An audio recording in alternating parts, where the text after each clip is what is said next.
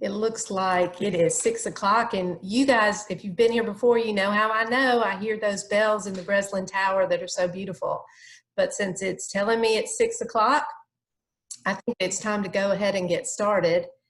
I am Susan Askew, and I'm Associate Vice President for Alumni and Parent Programs. And we just love being together with you all this way. We've been having these webinars really before your student arrived to campus. And some of you have been on every one of them, and some of them are just joining us tonight. And so either way, we want to say welcome, and we're so grateful that you are here and want to hear about Sewanee.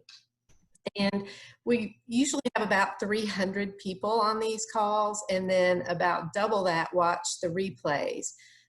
So we may answer some questions or talk about things tonight that we've already discussed, but there may be some updates since then that we can include.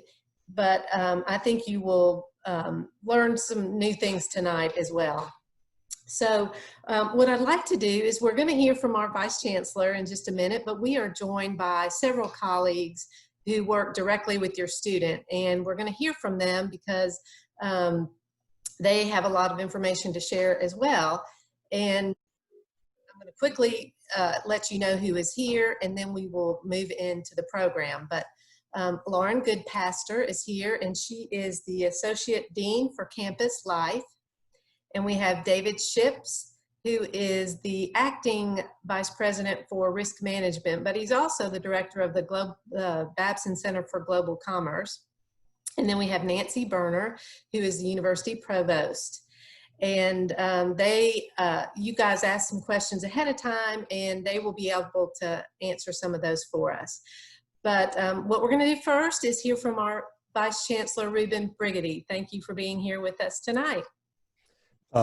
Thanks, Susan, and good evening, everybody. Again, we're delighted to welcome you to this virtual forum.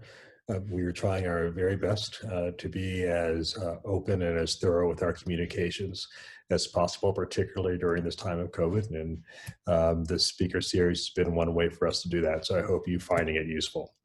The great news is that we are over halfway. It's incredible, really. And it's certainly remarkable when one considers how much we just didn't know over the course of the summer when we made the decision to proceed anyway. And it's a huge testament to the plan that was so ably put together by our team, by how hard everybody in the administration has been working to make it happen, from our dining workers up to our executive staff and everyone in our faculty and everyone in between.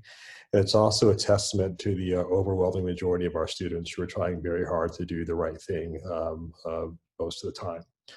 And so that's been great. I will tell you that our secret weapon in all of this has been our testing protocol. As a result of the very hard work of David Ships and his predecessor, Eric Harpin, before him, we've been able to have a relationship with Baylor Labs in Chattanooga that has allowed us to test 200 samples a day and have the results back within 6 hours. And then, which allows us to essentially test the entire student body every week. And Nancy, can I talk about the other thing? David, can you tease it? Can I do it? Yeah, go ahead. Yes, yes.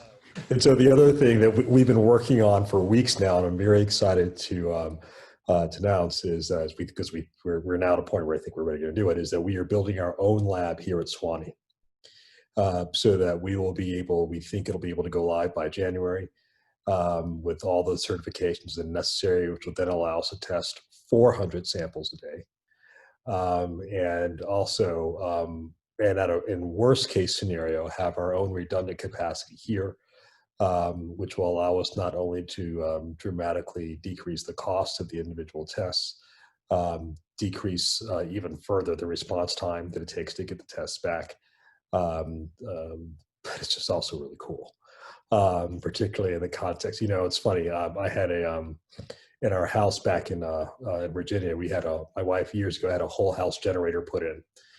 And, you know, the ultimate status symbol is not having a swimming pool or a tennis court. It's having power and everybody else doesn't. And similarly, our ability to have our own testing capability is one of the things we'll absolutely continue just to set us apart and allow us to continue to open. And so that's all been remarkable. And it's also remarkable that we have not had, and David's going to correct me if I get this wrong, we've not had a positive test of a student in the last 3 weeks. Is that right? We had one last week, but before that, it had been almost a month. So close. Close. Close enough for government work, but really good still, nonetheless. And so, you know, I was at chapel at All Saints on Sunday and talking with a group of young ladies, students, and they were just like bragging to each other about how remarkable it is that Sewanee, I know church is not the place you're supposed to brag, but still, I mean, they were saying like, this is incredible. I mean, tell us another university or college in the country that's been able to do this well. And so I'm very, very happy about that. Now, that said, we also released a video 2 weeks ago, or 2 days ago, to say to everybody, fantastic, well done, thank you all. We are halfway, which means we have to run to the end of the race, or run through the tape, run through the finish line, you know, play to the last second, pick your metaphor, whatever it is. Don't let your foot off the gas, but we have to go all the way through. Because I've heard, and I suspect I'll answer some questions like this. I've heard some people say, well, if we're doing so great, well, can't we kind of let up on some things? And the answer is no, because what we're doing is working. And as we've seen from examples all across the country, from the White House to elsewhere, I mean, this can turn like that. And so we need to be able to stay the course through November 20th, and we're much closer to that than we're closer to the end now than we are to the beginning. And so I am hopeful that we will be able to continue to make it through, and that your students will have a fantastic experience. So when they get home and start talking with all their buddies that have been on Zoom college for the whole semester, they're not in church, they can generally brag about what an amazing experience they've had this past semester. So those are the highlights. I'm sure, I know you all have a lot of very specific questions, but I'm happy to take them now. Great, thank you for that overview. And I think what we will do is, while we have received several questions ahead of time, for those of you who maybe didn't have a chance, be sure to use the Q&A feature below, because like he said, he is willing to answer your questions. But first, I would like to, there were a lot of questions that were similar. And so the people that are here with us, I would like to call on them first to maybe cover some of those broad topics, and then we'll get into the specific questions. But first, I'd like to ask Nancy Berner, the provost, to share some details about spring planning. There were a lot of questions about, do we know when we'll come back? Do we know if there'll be a spring break? Will there be athletics in the spring? But Nancy, do you mind to maybe cover some of those questions? Yeah, sure, Susan, thank you. And thank you for posting that question. And we are trying desperately right now to get an announcement out to your students that will answer a lot of these questions. So I will just answer them right here. We will, we have been doing some planning for the spring. And spring will start, the spring semester will start later than usual. It normally starts around mid-January. We're pushing that back about 3 weeks to February 1st. That will be the first day of classes. The reason for pushing it back is that we're doing a lot of teaching outside right now, and pushing it, the date back will give us help us to avoid about 3 weeks of the colder weather. And so that's going to be our start date, and that's both in the college and the School of Theology. All our students will start on February 1st. Now, what that means for move-in, we don't have those details yet. We will have a staggered move-in, like we did in the fall, but it won't necessarily be extended over as long a period of time, that is really going to depend upon the status of athletic competitions, and we don't have any information for you now on any athletic competitions for during the spring semester. And so I'll be working with our athletic director to come up with a couple of different schedules for students to come in. One schedule for if there will be competitions and another schedule for if there will not be competitions. And so I apologize that we don't have that information right for you right now. There will not be spring break, but we heard your students loud and clear this semester that just the push straight through is really hard on them. And it's hard on our faculty as well, but the students have been very clear on this. And so we're putting in 3 reading days. Those reading days are going to be midweek days. They're going to be on Wednesdays. And that is because we really do not want your students leaving campus to go somewhere for a long weekend or something along those lines. It's really to give them a little bit of a break, but to stay here and protect the bubble.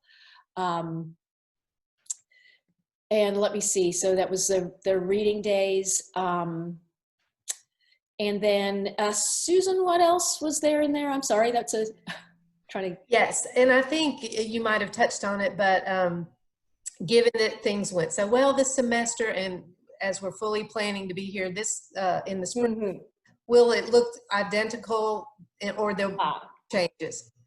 Yeah, so in terms of classes, classes will be offered both remotely and in person. Some of them, completely remotely, and then others will be a mix. And students who are off campus or on campus will be able to register for any course. So it will look much the same as it does now. So Nancy, let me actually add one thing to that. Certainly. So Nancy's absolutely right in terms of the logistics and the mechanics. We will approach the spring much like we approached the fall, because thus far what we're doing is working. There are 2 really big differences that all of us are watching and concerned about. The first is that we're going to be doing sort of the inverse. So this semester we started off in the warm weather and everything is great, and then things go starting to get cooler. And that allowed us to take full advantage of the outdoors for classes, for informal gatherings, for social things of that nature. Obviously, when we return in February, it'll be the exact opposite. It'll be cold. Hopefully not as cold as it would have been in January, but certainly a lot colder than it was in August. And so we are going to have to simply kind of find our way and adapt, because that leads to the second piece, and that is it's going to be in flu season, almost certainly. And we know that respiratory diseases, generally speaking, spread more in the winter months because people are more indoors in the winter months. And so it goes without saying that we have not had a pandemic of the novel coronavirus coincide with a flu outbreak either. And we have no idea how bad this flu season is going to be. As you well know, some flu seasons are better, some are worse. And so that has implications for our ability to be here healthily together and continue with our academic mission. And so we're aware of that. It's the reason why we decided to push the start of the school year back till February, at least to give us a few weeks of cushion on the front side of that. And we also heard loudly and clearly from our students, from our faculty and others, that they wanted the summer preserved at all cost. So, for example, we could have said, like, look, let's just everybody take a break. We'll come back in March when we know it's going to be warmer, and then we'll take a month of June and whatever. But people said absolutely not. Now you need to have the summer as properly typically construed. And so all that has implications for the accordion effect of how you structure a spring semester under these circumstances. Yes, thank you. And so I see, I'm looking at the questions, and there are lots of questions about then the end of the semester. So the last day of classes in the college is scheduled for May 12th, and then there will be finals afterward. Commencement for for the graduates of 2021, currently scheduled for, boy, I really don't want to get this wrong. May 23rd. And then for the graduates of 2020, May 30th. But I do want to just caution that we don't know at this time if we would have in-person commencement ceremonies. Spring finals being remote, right now, there's not necessarily a reason to have the spring finals remote. We're having the fall finals remote because of the Thanksgiving break. And so that was also the reason, the Thanksgiving break, and wanting students to have a chance to get home prior to Thanksgiving was the reason that we took out any sort of reading days in the middle of the semester for the fall. And so your students are coming home for Thanksgiving and then having their finals. There's no particular reason to do that in the spring unless we decide that that we need to do that for some reason. Nancy, let me address one other issue, because Certainly. I see this popping up in the Q&A again, and I saw in the pre-screen questions. That's the issue of moving out this fall.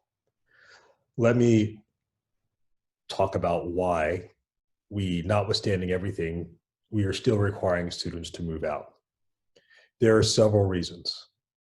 The first is we still don't know that we're going to make it all the way through the semester. We hope we do. We're planning on it. Things are looking good, but we still don't know for sure if that's going to be the case. Assuming we do, we still don't know that we're all going to be able to come back and start classes again on February 1st. We are planning for it, but if this virus has taught us anything, it is that it is rapidly forcing multiple unforeseen choices and unpalatable choices on every aspect of our collective life. And so we simply don't know that things will be as rosy in February. These could be the good old days right now, quite frankly. We just don't know yet. Even if it's clear that we think we can reasonably bring everybody back, we don't know for sure that your student will be coming back. We hope for sure that everybody remains safe and healthy and whatnot, but we don't know for certain that your particular student, when they go hang out with their friends from back home, from University of Alabama or from U of I or from Chapel Hill, and they're comparing notes, over whatever, and they're having in close proximity to them, that God forbid they contract the virus or some strain of something else, and therefore they have to be out for a series of weeks. And so in the hurried evacuation of the mountain last spring, there were a small but not insignificant number of students that still couldn't get all of their belongings fully out of the dorms.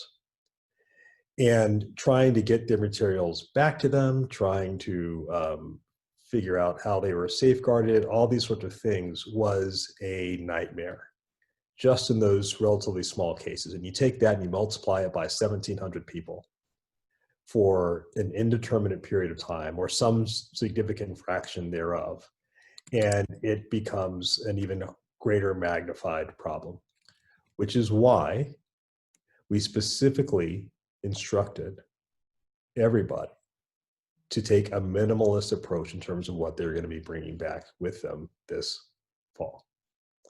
Now, I know that it is an inconvenience to have to move out.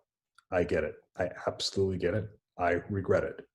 And I regret it in the sense that it is one of the yet unfortunate, in this case, inconveniences, or perhaps even more than that in some cases, that is forced upon us by these particular circumstances. But from a macro view, there is no question that it's the right decision. And so we are grateful for your cooperation on this matter. Thank you for that. And so while we're on that topic, Lauren, do you mind, there were some questions in there on this topic about can parents come help their student move out? And are there some storage opportunities nearby? When they come back, will they have the same dorm and roommate? And then what about shuttles to help them if their parents can't come for them and they don't have a car? Yeah, absolutely. Thank you, Vice Chancellor, for confirming and supporting why we're having our students move out. It's really for everyone's own health and safety. In terms of the process for moving out, we are about ready to hit send on the move out FAQ email that will go out to everybody. Students starting on November 1st will be able to self-select a checkout day and time. Students are very familiar with the student housing self-service portal, so they can log into that and they will be able to select the day and time that they check out. It's going to be a self-checkout procedure because of COVID. We're trying to eliminate as much close contact with, with staff and other folks that typically are in the halls helping. So it's all going to be done digitally, and then there will be envelopes with the checkout instructions where they can leave their key and leave them on their desk. So everything will be done through a self-service checkout. The days that they can begin moving out are that Friday and then Saturday and Sunday, the 22nd of November at 10 a.m. I know there's also been a question about why 10 a.m. because all of our student proctors and our residential life area coordinators, after the 10 a.m. checkout, they have to go through every room one by one and make sure that everything's been moved out, make sure there's nothing left plugged in. If there were things left, they have to check every single room. So we want to be respectful for all of our student proctors who need to complete that process. So that is why we put it at 10 to give them time, so that if they're able to get home on Sunday, they can. Some of them will likely need to stay through Monday to help us complete the closeout. In terms of, this is the big question I know, can anyone help the student, your student, pack up and move out? The answer is yes. We are permitting one support person, a friend or a family member, to assist each student moving out their belongings. So if the whole family drives up, only one, pick the strongest one. If that student has some heavy things, and that one person is more than welcome to help the student move out. Just keep in mind the 3 W's. We all take those very seriously here. Our students do. And so everyone must remain distanced and must remain masked. I do not know at this point if there's going to be particular directional arrows with you have to enter the building, with this entrance and leave at that. We haven't gotten quite there yet, but our staff in residential life is working very hard to make sure that that we have the best plan to efficiently and quickly and safely move everyone out. So yes, one family member, support person, friend to help each student move out. The Vice Chancellor already talked about fully moving out. There are some local storage units that are quite popular for students. Actually, my family and I have one ourselves, Sewanee Mountain Storage. I don't want to endorse just one, but that is the closest one. And they work quite frequently with students, and typically a lot of students, because most students don't have enough stuff to fill a storage unit, so groups of friends or suite mates will go in and get a storage unit together, and it becomes quite affordable if you've got 3 or 4 people who need to get a storage unit for a couple of months. You asked, I'm trying to remember, about shuttles. We at this time, this is something that actually, David, I would love to talk with our public health team about. We are not planning on offering shuttles at this time. We typically offer shuttles to and from the smokehouse. And if that's something that's deemed safe, that we can, we have that large shuttle that's going back and forth from Cravens.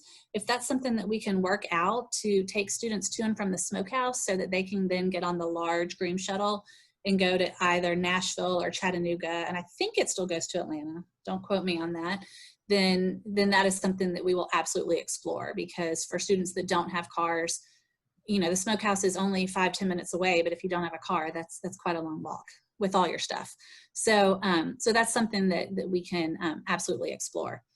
The other question that I know has come up is how do I petition to stay if I absolutely cannot go home? We are going to be very limited in being able to offer housing on campus, because we will keep dining open for those students. We want to make sure they're well cared for. They're not just sitting in their room for 2 months. So we want to make sure that the students that are staying here are students that have to stay here because they do not have a way home or they don't have a home to go to. So we are working on, we actually are taking our form that we used, our petition form from the spring semester, and we are tweaking that a bit, and we'll be sending that out to students soon. So those students can petition to stay on campus. Of course, most of those students are our international students, but not always. I will let families on the call, I will let y'all know this.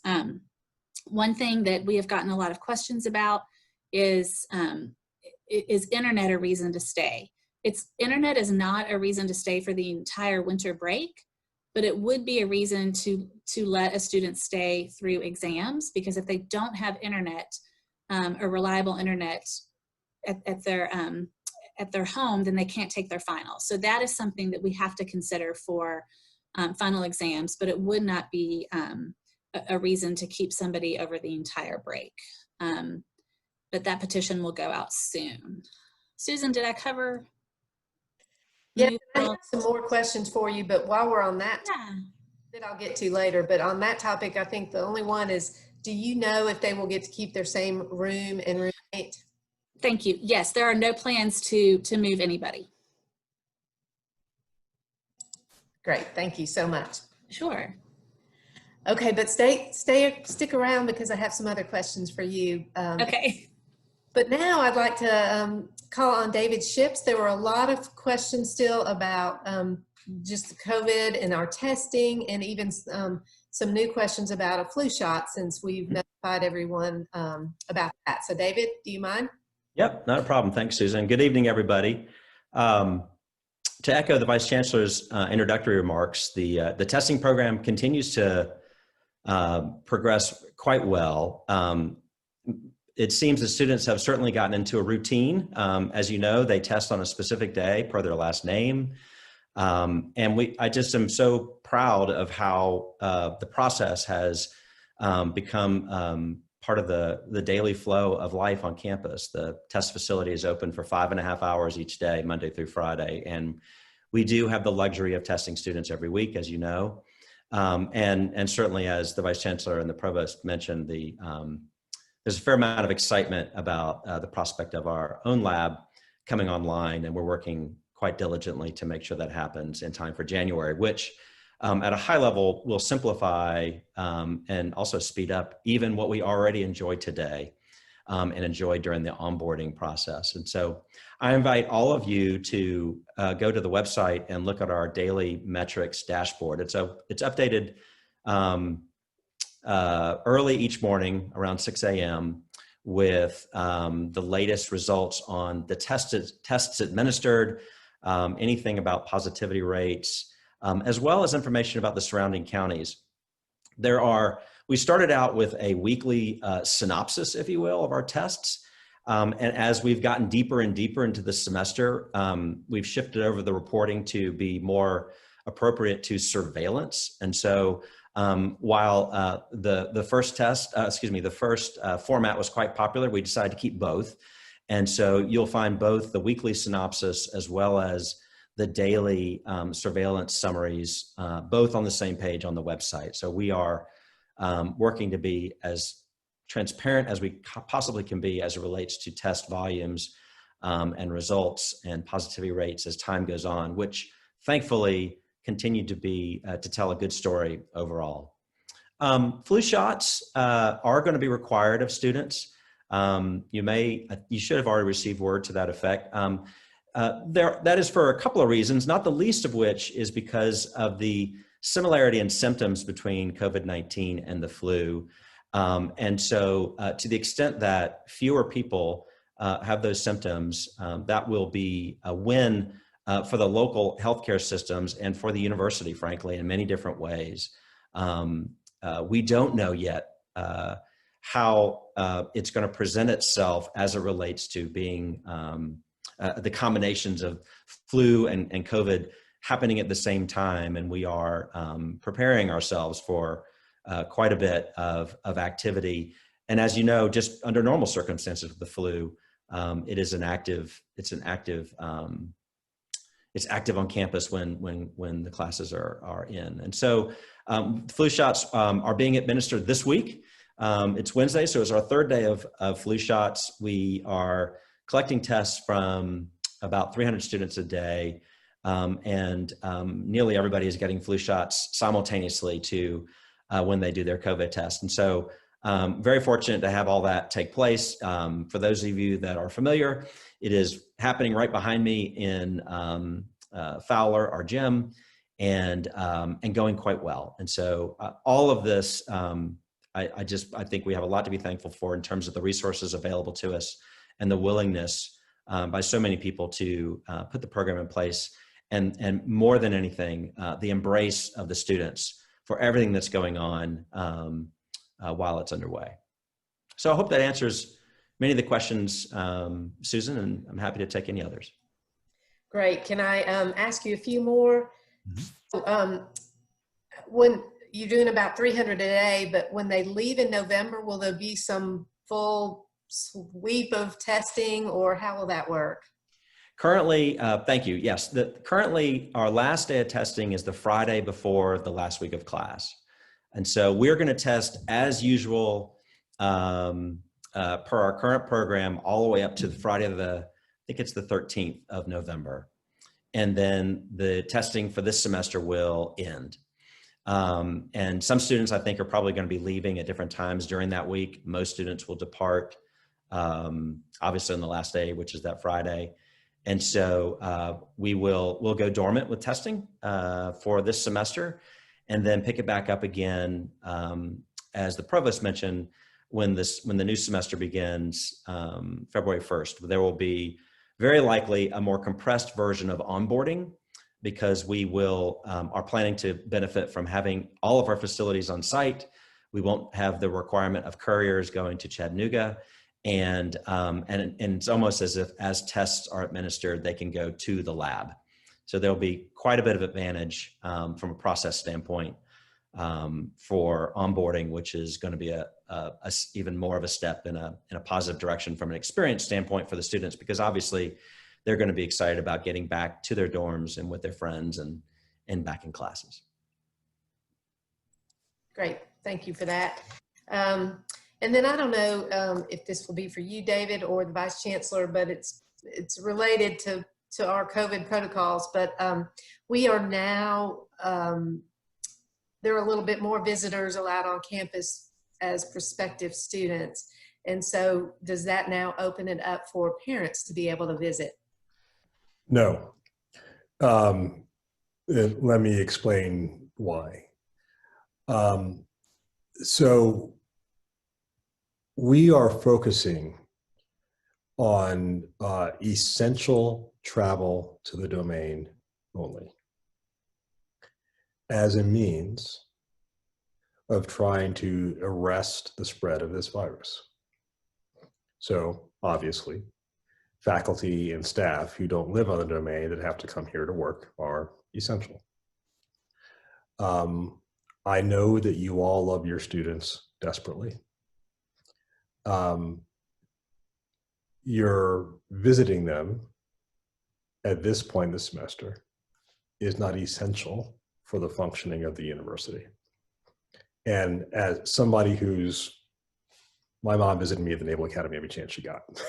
So I totally understand that. And I completely understand the desire to come, but we are also, please understand that we're balancing this against the very important public health guidelines, as well as the future operations of the university, which is why we made the calculated risk of allowing prospective students to come visit with a series of restrictions while they do. Because one of the things that we know is that in most cases, the single most important factor about whether a student chooses to enroll at the University of the South is whether or not they've had the opportunity to visit Sewanee.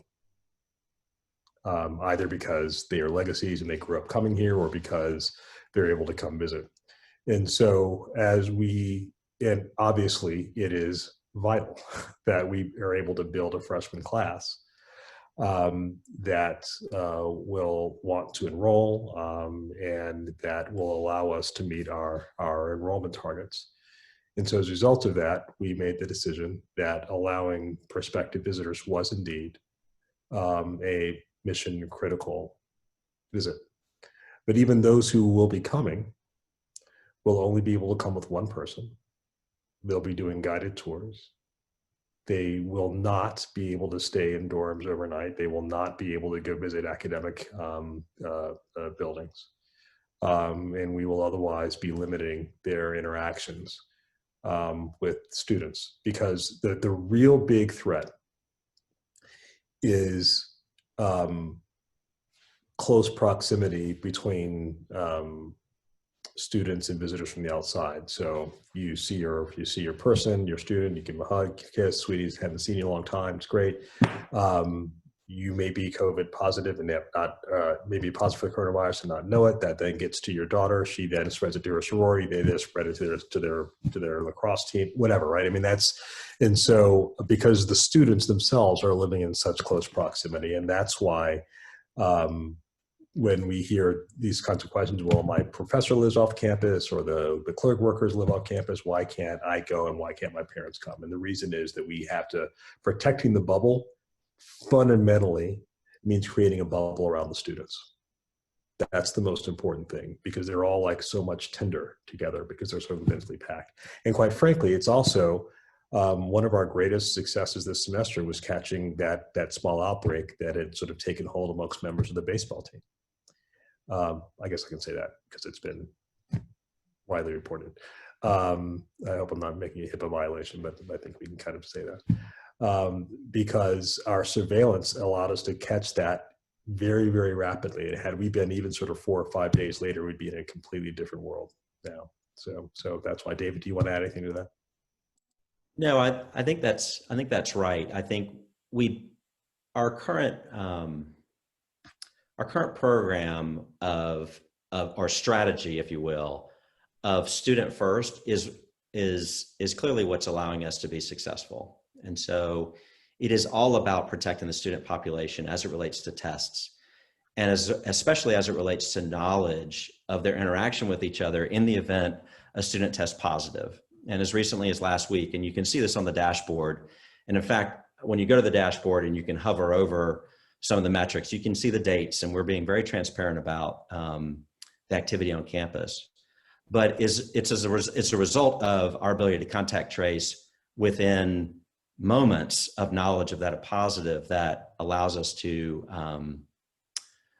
draw a circle around what we need to do with regard to students that are infected or exposed, and then make decisions accordingly about those that unfortunately have to go in quarantine.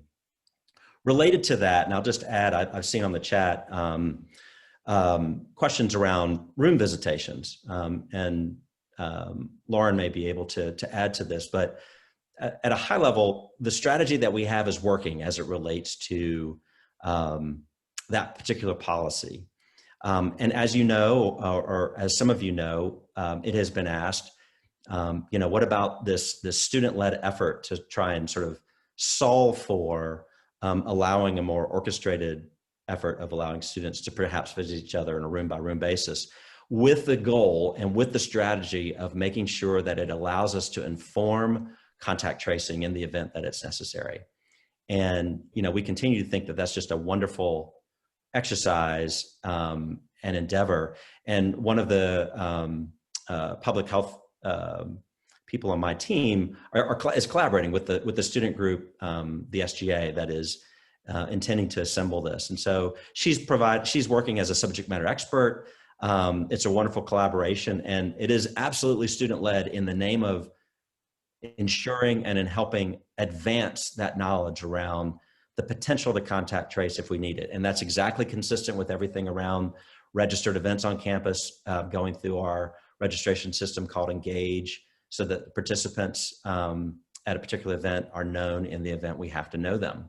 And as you can imagine, these things happen at all hours of the day in terms of when knowledge around a positive occurs. And a lot of things spring into action to contain it, if you will, because the Vice Chancellor's analogy of Tinder is spot on as it relates to all of this. So I hope that answers the question, especially around room visitation, but also the importance of knowledge for all of us in the event that we need it. Lauren, I didn't know if you want to have anything to add to that. No, I think what you said was spot on in terms of, I think what's exciting about this is it is student led, and they're very eager to make it work. And while everyone wished it was up and running last week or the week before, what I appreciate and what I love is that they are wanting to make it right. And so they're taking the time to test it and to work with students, going through the process. And we want to make sure we get it right so that we can do it well, so that it's effective. And the fact that our students are being very persistent and they're very passionate about doing it right is, I think, is great. So thank you. I thought it was spot on. Thank you for that. And David, before we move on, could you circle back a little bit on the flu shots? And we've had some people who are questioning the requirement part of that. Right. It's consistent with the same requirement we have on other vaccinations upon entry as a first-year student, with the same customary exemptions. I think they are related to allergies and religious exemptions and perhaps others. So there's nothing unusual about it in that regard. But we did elect to take the step to make it a requirement for the reasons that I described earlier about reducing the number of individuals who have remarkably similar symptoms to those with COVID-19, and also to reduce the burden on the collection of healthcare facilities, both on campus and nearby. As the Vice Chancellor has described in previous sessions, the depth and extent of facilities nearby is genuinely precious. And we have a density of individuals here. And so we have to manage that capacity as a member of the county as well. And I think this is one strategy that's going to help us mitigate and hopefully reduce the number of individuals that become sick with the flu. Great, thank you. Nancy, there's been a few questions about the outlook for study abroad in the spring, and I know that's hard to tell for sure, but then also about when we're back here in the spring, will there be more in-person classes versus virtual ones when we're back together in the spring? Thank you. So I will start with study abroad. Right now, it looks like our the opportunity to study abroad might not be there for the spring semester.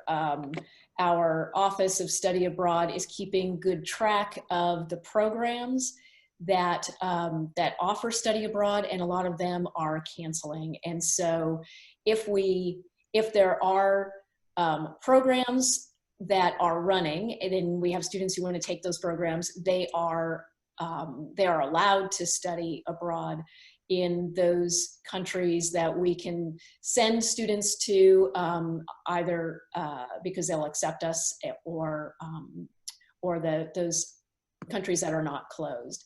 So right now that's still a little bit up in the air, but our Office of Global Citizenship is keeping a very good eye on that situation and communicating with all of the students who have expressed an interest. And then the other question, Susan, was that more in-person classes? You know, the way it stands now, we will have about the same percentage of courses that are fully remote. And actually, it's going to be a little bit lower. Right now, I think we have about a third of our sections are completely remote, and it's going to be a little bit lower than that for the spring semester. But it could be the case that some of them will start out as online courses and then move to in-person when it gets warm enough to have the class outside. And so there will be some moving around with that, just as there is some moving around now when there are storms, when a hurricane comes through, or you know the residuals of a hurricane comes through. Sometimes the faculty will just say, you know, let's just meet online today because it's going to be raining cats and dogs out there. And that gets very, very loud in a tent. And so there'll be some flexibility there, but it'll be roughly the same. Great. I want to make sure I ask this question because it's a very important question.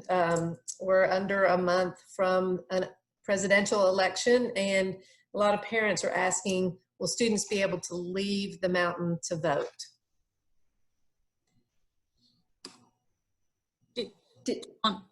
Who worked on that? Well, I was gonna say, do you want me to take that? I don't mind, sorry. The answer is, of course, yes, they will be able to leave and vote. There are a few things depending on where they go. If they can come back the same day, if they can go and vote and come back the same day, and if they can ensure us and make a promise under honor code that they will follow the 3 W's, then they will not be required to quarantine. If their voting requires them to go far away and spend the night somewhere, then that 2-week quarantine is required. And at that point, that's 2 days before the move out process begins. So we will ask the students to go ahead and move out. So, so they're not coming back, staying for a day, and then moving out. Now, I say that if there's extenuating circumstances and a student needs help moving out and absolutely cannot get that help on election day or the night before election day, we don't want to prevent students from leaving and voting because of that. So we will work with students with extenuating circumstances. We also have, through the Office of Civic Engagement, an incredible program called Sewanee Votes.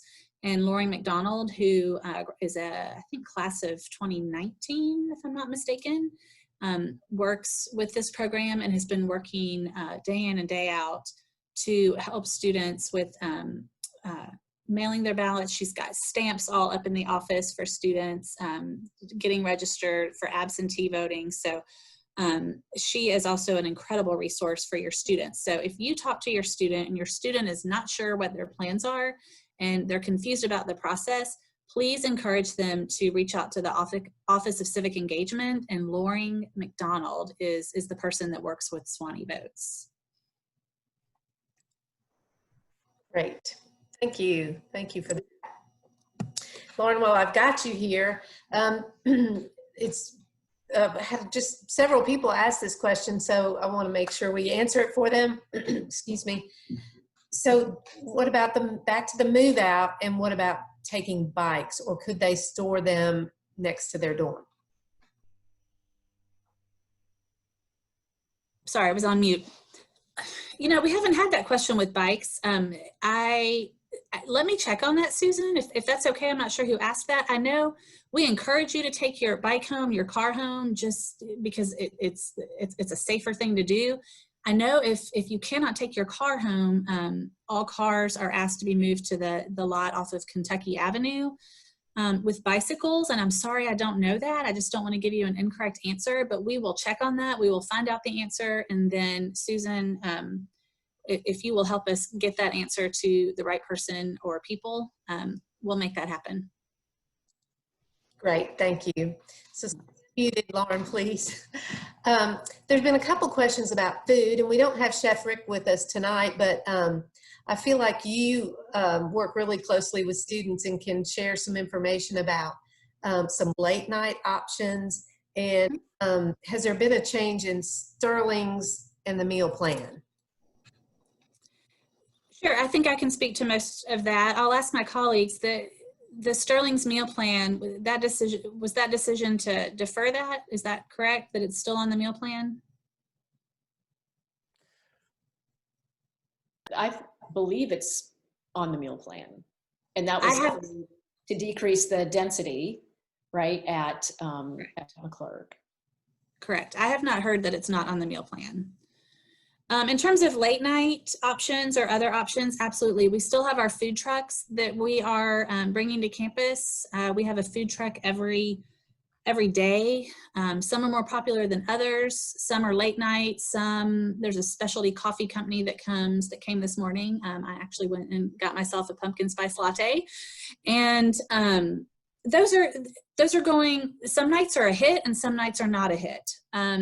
And of course, those are weather dependent. So this weekend, I'm afraid that we might not have them because it's looking to be quite a soaker this weekend. But so the food trucks come. Of course, those are not on the meal plan, but it's another option.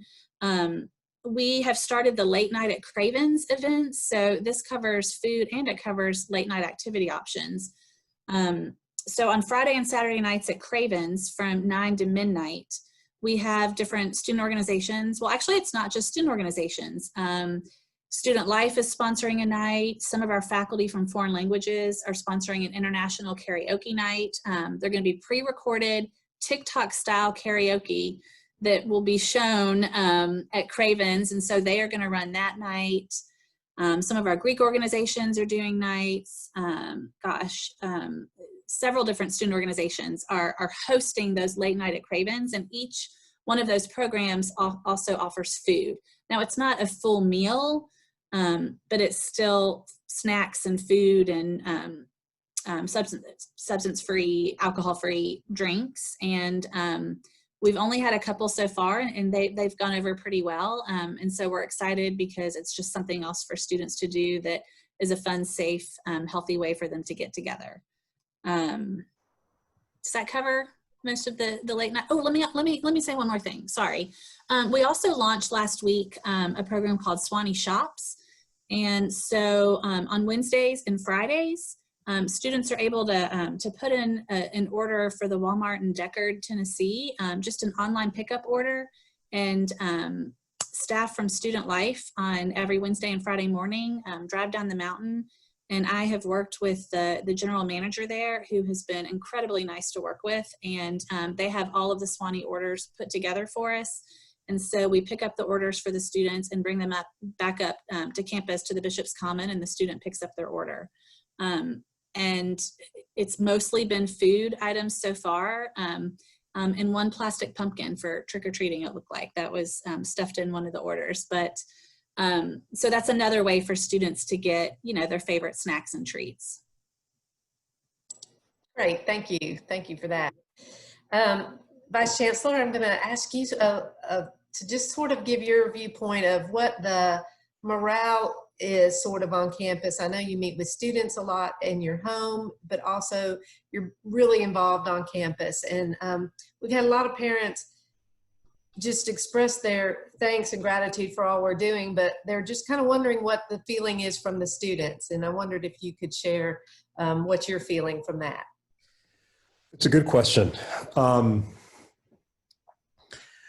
Well, I mean, first of all, obviously we have 1,700 students. And so I'd make a gross generalization to say everybody's feeling this way or that. So let me give you a few observations based on what I see. It is a real thing that there are people that are tired and that are stressed, both amongst our students, but also frankly amongst our faculty and staff. They're stressed because the nature of the COVID challenge is hard. They're stressed because teaching and learning in this new way is also hard. Some are stressed because all the things that make normal sort of college life stressful, from exams to social pressures and all those sorts of things. So you can lump all that together, and there are people that are concerned. Now, it's also true that there are students that are here having a good time. We have not shut down Greek life here. In fact, I had Lauren mentioned to me that all of our sister schools in the Association of Colleges of the South, the so-called ACS schools, I think they were 14 or something like that. Is that right, Lauren? Some not small number. Nothing teen, yes. We are the only ones that still have Greek life operating. Everybody else has shut it down. And further, many of them have shut down any gatherings larger than 10 people, and many of them have shut down any gatherings with any alcohol at all. And so whether it be Greek life having parties, or the various theme houses that are having parties, and it's funny, my wife and I were with our boys and our dog, we're taking a walk down Georgia Avenue on Saturday. It's a beautiful day. And we have a host son. We host an international student from Brazil. About 4 o'clock in the afternoon, we're kind of walking by, and his name is Lucas. And so Levi said, why don't we just go in and see Lucas, because see how he's doing. And I saw that there's a party happening in the backyard. I was like, you know what? The Vice Chancellor doesn't need to be crashing a party. Like, that is not the right thing, notwithstanding your motives. So there are folks, a lot of folks are still having a very good time despite all of it. And the crucial thing is that they are here. They're here. And when I talk sometimes to students who say, but Vice Chancellor, this, that, and the other thing, and why can't we this and why can't we that, and blah, blah, blah. And it's not to dismiss the inconveniences or the concerns. They're real, I get that. But the alternative is not going back to fall of 2019 or time there were. The alternative is what we are doing here, which is very successful, or various options of either further crackdown or just complete go straight online. And so, quite frankly, I think a lot of this necessitates sort of an ongoing paradigm shift of shifting expectations of what is on the other side of this particular reality. And we are, working hard through our chaplaincy, through various videos that we're putting out in order to help our students sort of understand and cope with that. But I would say that's sort of like my macro view of what's happening. Lauren, did you want to add? You're probably the closest one of the students to us on a day-to-day basis. Is there anything you wanted to add to that? No, I mean, I think you put it well. I talked to a lot of students, and almost all of them that have relationships with students at other colleges and universities, and this is not a knock on them at all, but our students are so grateful to be in college in a pandemic on a mountain with 13,000 acres. And I think that is something that if it wasn't for the pandemic, a lot of them might have taken that for granted. And I think more and more are starting to realize the opportunity it affords. And does it mean they're not getting antsy? And no, we all are, sure. But I think the kind of the mantra of we're all in this together and let's make this work together. I'm feeling that from a lot of the students. And the Vice Chancellor meets with students every week. I know Dean Papillon meets with students and student leaders every week. And I also meet with a group of students and student leaders every week.